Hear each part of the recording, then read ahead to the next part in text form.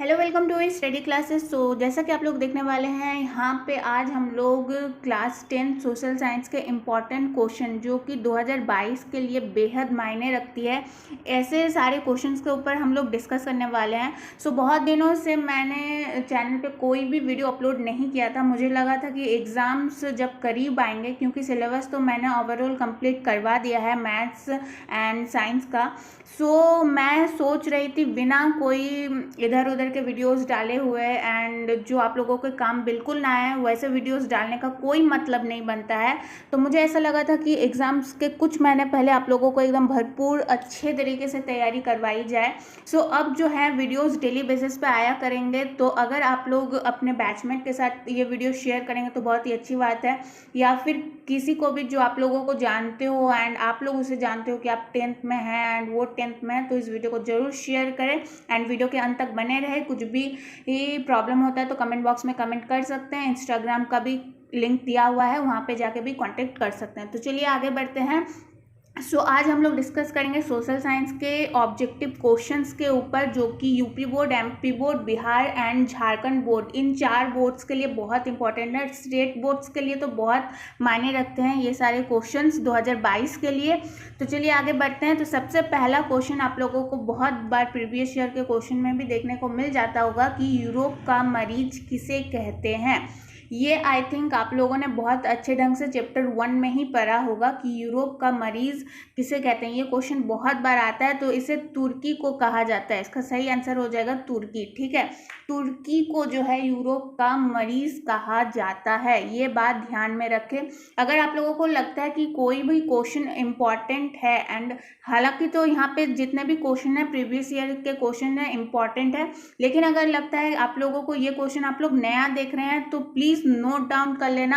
बहुत आप लोगों को काम आएगा एग्जाम के पहले। एग्जाम के पहले आप लोगों को बस 2 या 3 बार ही रीड करना है ऑब्जेक्टिव क्वेश्चंस को। जैसे कि बिहार बोर्ड में 50% ऑब्जेक्टिव क्वेश्चंस आते हैं, तो ऑब्जेक्टिव क्वेश्चन के ऊपर आप लोगों को बहुत ध्यान देना है, क्योंकि सिलेबस आधा यही कवर करता है। ठीक है, चलो क्वेश्चन नंबर 2 देख लेते हैं कि यंग इटली की स्थापना किसने किया था। ये वाला जो क्वेश्चन है, ये वाला क्वेश्चन आप लोगों का 2021 में भी आया था। अगर आप लोगों ने प्रीवियस ईयर का क्वेश्चन बहुत अच्छे से स्टडी किया हुआ है, देखा हुआ है, नोटिस किया हुआ है, तो आप लोगों को पता होगा कि ये क्वेश्चन लास्ट ईयर में भी आया था। यंग इटली की स्थापना किसने किया था। ठीक है, तो किसने किया था? मेजिनी ने किया था। ठीक है, मेजिनी ने किया था। क्वेश्चन नंबर 3 है कि अंतर्राष्ट्रीय महिला दिवस कब मनाया जाता है। अंतर्राष्ट्रीय महिला दिवस कब मनाया जाता है? तो 8 मार्च में मनाया जाता है। ठीक है, 8 मार्च में मनाया जाता है। ज़्यादा टाइम नहीं लगाऊंगी मैं। अगर मुझे लगे कि किसी भी क्वेश्चन के ऊपर डिस्कस करना है तो कर दूंगी, नहीं तो आगे बढ़ते हैं फटाफट। तो क्वेश्चन नंबर 4 अप्रैल थीसिस किसने लिखी है। अप्रैल थीसिस किसने लिखी है? तो लेनिन ने लिखी है। एक बात याद रखना, ये वाला क्वेश्चन जो है काफ़ी बार पूछा गया है कि अप्रैल थीसिस किसके द्वारा लिखा गया है। तो लेनिन ने द्वारा लिखा गया है। कुछ रचना आप लोगों को देखने को मिल जाएंगी आप लोगों के हिस्ट्री बुक में, तो उन सारे रचना और रचनाकारों को याद जरूर कर लेना। ऐसे क्वेश्चंस बहुत बार पूछे जाते हैं। क्वेश्चन नंबर 5 सोवियत संघ का विघटन किस वर्ष हुआ। यानी विघटन मतलब विभाजन। ठीक है, विघटन। तो सोवियत संघ का विघटन किस वर्ष हुआ था? तो 1991 में हुआ था। ठीक है, 1991 में हुआ था। देखो क्वेश्चन नंबर 6 है कि अंकोर वाट में किस हिंदू देवता का मंदिर है। तो अगर आप लोगों ने प्रीवियस ईयर का क्वेश्चन देखा होगा 2021 का, तो ये पूछा गया था कि अंकोर वाट का मंदिर कहाँ है। ठीक है, यानी टॉपिक अगर आप लोग अपने माइंड में क्लियर रखते हो, एक एक पॉइंट क्लियर रखते हो, तो ऑब्जेक्टिव क्वेश्चन में आप लोगों को अच्छे मार्क्स लाने में भी कोई नहीं रोक सकता। ठीक है, चलो क्वेश्चन नंबर 6 क्या था कि अंकोर वाट में किस हिंदू देवता का मंदिर है। यानी अंकोर वाट में कौन सी देवी देवता का पूजा किया जाता है। तो विष्णु का पूजा किया जाता है।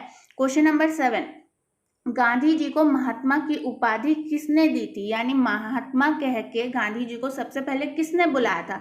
तो रविंद्रनाथ टैगोर या फिर रविंद्रनाथ ठाकुर, जो भी कहो आप लोग, रविंद्रनाथ ठाकुर या टैगोर ने जो है महात्मा गांधी को यानी बापू को जो है हमारे, उन्होंने सबसे पहले महात्मा कहा था। महात्मा यानी महान आत्मा जिसे कहते हैं, अगर संधि विच्छेद करके देखा जाए तो महात्मा का अर्थ क्या होता है? महान आत्मा। ठीक है, चलो क्वेश्चन नंबर 8, पूर्ण स्वराज्य दिवस कब मनाया जाता है? क्वेश्चन नंबर 8, तो इसका सबसे सही आंसर क्या हो जाएगा? 26 जनवरी 1930।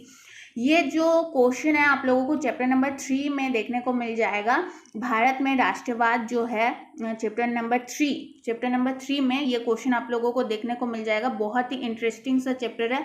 आई होप आप लोगों ने पढ़ लिया होगा वो चैप्टर, जिसमें नमक आंदोलन, असहयोग आंदोलन जो है। अगर आप लोगों को इस टॉपिक्स के ऊपर वीडियो चाहिए तो ऑलरेडी बना हुआ है, डिस्क्रिप्शन में मैं लिंक दे दूंगी। नमक यात्रा आंदोलन, असहयोग आंदोलन, सबके ऊपर वीडियोस अवेलेबल हैं।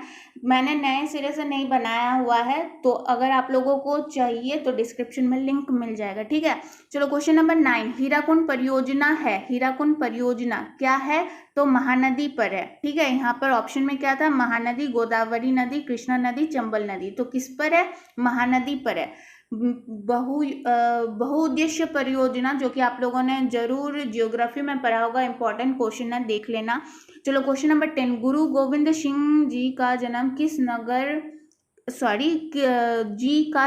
किस नगर में हुआ था? यहाँ पे में होगा। ठीक है, किस नगर में हुआ था, यानी गुरु गोविंद का जन्म किस नगर में हुआ था? तो पटना में हुआ था। बहुत ही इजी सा क्वेश्चन था। अब आगे बढ़ते हैं, question number 11, east India company Bharat से अफीम का निर्यात किस देश को करता था? ईस्ट इंडिया कंपनी, ठीक है, ईस्ट इंडिया कंपनी कब आई थी? 1600 ईस्वी में आई। तो कब हुआ, किस देश को निर्यात करती थी? यानी हमारे देश से क्या होता था? निर्यात होता था। तो कौन से देश में ये लोग आयात करवाते थे? हमारे देश से निर्यात होता था और उनके देश में आयात होता था। तो कहाँ? तो चीन में। ठीक है, अफीम याद रखना। क्वेश्चन नंबर 12, रूसो किस देश का दार्शनिक था? रूसो जो है वो फ्रांस का दार्शनिक था। ठीक है, फ्रांस का दार्शनिक था। निम्नलिखित में कौन नवीकरणीय संसाधन है? निम्नलिखित में कौन नवीकरणीय संसाधन है? ठीक है, पेट्रोल, कोयला, जल, लौह अयस्क। सही आंसर क्या हो जाएगा? लौह अयस्क हो जाएगा। ठीक है, क्वेश्चन नंबर 14, जामनगर तेल शोधक कारखाना होगा। जामनगर तेल शोधक कारखाना किस राज्य में स्थित है? यानी सीधा बात है कि जामनगर पूछा जा रहा है। जो जामनगर में तेल शोधक कारखाना है वो कहाँ है? तो कहाँ है भाई? तो ये जो है आई थिंक गुजरात हो जाएगा। इसमें थोड़ा सा कंफ्यूजन लग रहा है मुझे, लेकिन मेरे हिसाब से गुजरात होगा। तो ये थोड़ा सा आप लोग देख लेना, या मैं कमेंट बॉक्स में कमेंट करके पिन कर दूंगी। ठीक है, क्वेश्चन नंबर 15, तारापुर परमाणु विद्युत केंद्र काफी बार पूछा गया है ये क्वेश्चन। तारापुर परमाणु विद्युत केंद्र कहाँ है? तो कहाँ है भाई? महाराष्ट्र में है। ठीक है, महाराष्ट्र में, नाम आप लोगों ने सुना होगा काफी बार। ये जियोग्राफी का क्वेश्चन बनता है, ये वाला लास्ट वाला। ठीक है, क्वेश्चन नंबर 16, पर्यावरण संरक्षण हेतु पहला विश्व शिखर सम्मेलन कहाँ हुआ था? काफी बार पूछा गया है कि पहला विश्व शिखर सम्मेलन कहाँ हुआ था। तो बिल्कुल याद रखना, स्टॉकहोम में हुआ था। क्वेश्चन नंबर 17, 1992 ईस्वी में पृथ्वी सम्मेलन कहाँ हुआ था? तो ये सम्मेलन से भी काफ़ी प्रश्न पूछे जाते हैं। तो अगर आप लोगों ने ये ऐसे क्वेश्चन नए देखे हैं तो प्लीज़ मैं कह रही हूँ नोट करके रख लो, आप लोगों के लिए ये अच्छा होगा। रियो द जेनेरियो में पहला पृथ्वी सम्मेलन हुआ था। भारत में कोयला का सर्वप्रथम उत्पादक राज्य है। सर्वप्रथम उत्पादक राज्य कहाँ है? तो झारखंड में है। ठीक है, झारखंड में है। भारत में सर्वप्रथम चावल उत्पादक राज्य है, यानी चावल उत्पादन में पहला स्थान कौन सा है? पहला रैंक कौन है? यानी सबसे ज़्यादा कहाँ पे चावल का उत्पादन किया जाता है? तो पश्चिम बंगाल। ठीक है, पश्चिम बंगाल। क्वेश्चन नंबर 20, भारत में रेडियो का पहला प्रसारण किस वर्ष हुआ था? किस वर्ष हुआ था? तो 1923 में हुआ था, ठीक है, 1923 में। भारत में हरित क्रांति कब शुरू हुई? तो सबको पता है 1966 में हुई थी। सूती कपड़ा उद्योग का कच्चा माल क्या है? कपास है, ठीक है, कपास है। कपास से जो है वो सूती कपड़ों का जो आधार है उसे कपास को माना जाता है। रेशम वस्त्र उत्पादन का प्रमुख केंद्र लखनऊ, पटना, कानपुर, भागलपुर। तो क्या लगता है? भागलपुर होगा। उर्वरक कारखाना अवस्थित है तो बरानी में है। रंगभेद के नीति के विरुद्ध आवाज किसने उठाई थी?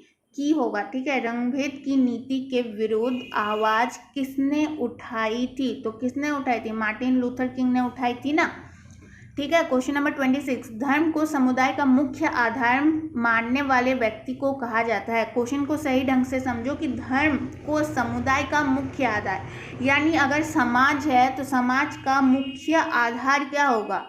आधार धर्म होगा। ये कहने वाले व्यक्ति को क्या कहा जाता है? जातिवाद, सांप्रदायिक, धर्मनिरपेक्ष या आदर्शवादी?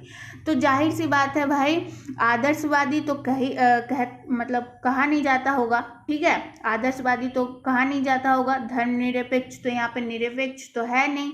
जातिवाद भी इसको नहीं कहते हैं, तो सांप्रदायिक कहते हैं, ठीक है।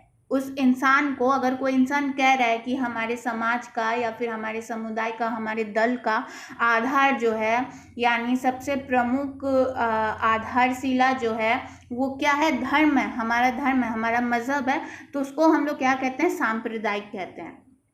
क्वेश्चन नंबर 27, भारत में राष्ट्रीय महिला आयोग अधिनियम कब बना? ये काफी बार पूछा गया है कि भारत में राष्ट्रीय इंटरनेशनल महिला आयोग अधिनियम कब बना? तो कब बना था?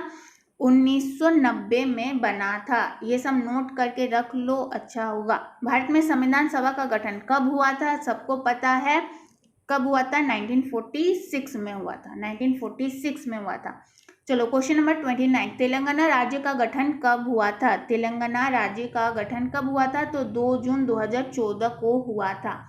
यानी तेलंगाना और आंध्र प्रदेश तेलंगाना और आंध्र प्रदेश पहले एक ही राज्य हुआ करता था, लेकिन विभाजन हो गया। जैसे कि बिहार और झारखंड पहले एक ही राज्य हुआ करते थे, लेकिन 2000 ईस्वी में बिहार और झारखंड का विभाजन हो गया। उसी तरह तेलंगाना और आंध्र प्रदेश का विभाजन कब हुआ था, यानी तेलंगाना राज्य का गठन कब हुआ था? तो 2 जून 2014 में हुआ था, ठीक है। चलो, चिपको आंदोलन की शुरुआत किस राज्य से हुई? बहुत ही इजी सा क्वेश्चन है, उत्तराखंड से हुई। चिपको आंदोलन क्या है, कब से शुरुआत हुई, क्या मैटर था, ये जानना बेहद जरूरी है। तो इन सारे मैटर्स के ऊपर आप लोग खुद देख सकते हो, डिस्कस कर सकते हो अपने दोस्तों के साथ। कहीं भी प्रॉब्लम होता है या फिर किसी भी टॉपिक को लेकर कंफ्यूजन होता है तो कमेंट बॉक्स में कमेंट करना। ज़्यादातर टॉपिक्स चाहे वो चिपको आंदोलन हो, बहुउद्देश्य परियोजना हो या फिर सोवियत संघ वाला जो क्वेश्चन है, यहाँ पे मैंने आप लोगों को कवर करवाया अभी। तो जितने भी जियोग्राफी के क्वेश्चन हैं, मतलब इम्पॉर्टेंट टॉपिक्स हैं एंड हिस्ट्री के इम्पॉर्टेंट टॉपिक्स हैं, उन पे मैंने बातचीत किया हुआ है। तो अगर आप लोग प्लेलिस्ट में या फिर पुराने वीडियोस देखते हो, लगभग 6-7 महीने पहले ही मैंने ये टॉपिक्स कवर करवाए थे आप लोगों को, तो वहाँ पे जाके आप लोग देख सकते हो, या फिर डिस्क्रिप्शन में आप लोगों को लिंक मिल जाएगा। कहीं भी दिक्कत होती है या फिर कांटेक्ट करना हो तो इंस्टाग्राम का लिंक दिया हुआ है। तो बस आज के लिए इतना ही।